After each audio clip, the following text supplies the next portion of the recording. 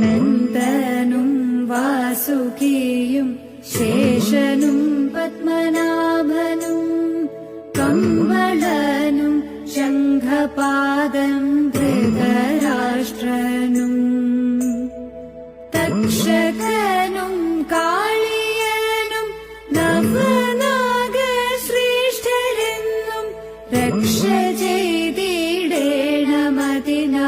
കൈകൾ കൂപ്പുന്നേ. രക്ഷ ചെയ്തിടേണമതിനായി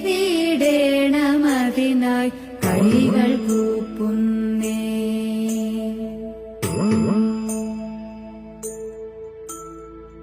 അറിയാതെ ചെയ്തു പോയി ഞാൻ